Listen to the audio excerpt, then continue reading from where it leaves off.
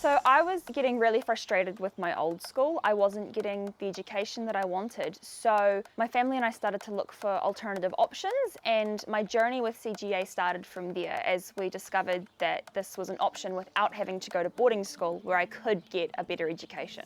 Emma was looking for a more challenging education, so we started asking around some family and some friends of ours recommended CGA. So for Emma, she was really wanting an education where she was challenged.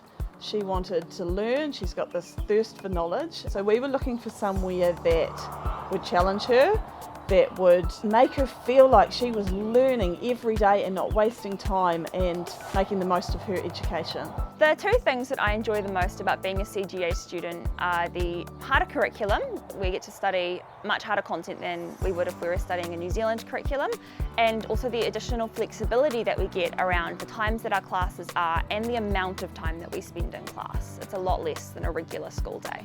The CGA community is awesome because we're all so different. You get exposed to lots of different cultures, so you get to work with people from all different parts of the world, and that's such a cool thing that most schools don't have. And everybody is just so awesome. The teachers are amazing and are so willing to help and so open and are great at working with the students. The students themselves are incredible because everybody at school wants to learn. And we also do have extra social aspects of the school, such as clubs and assemblies, where we get to know each other as well outside of a school-like setting. It's amazing what can happen online. Our classes, for starters, are highly engaging spaces. Our teachers work hard at encouraging all our students to participate fully. So they're really positive spaces where a lot of learning, a lot of connections are made.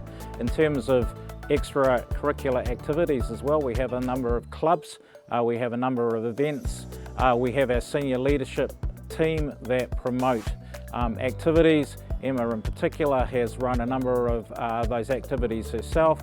There's a strong creative group within our school, and they love to share their skills, they love to encourage others to develop their passions, and it's really a welcoming community.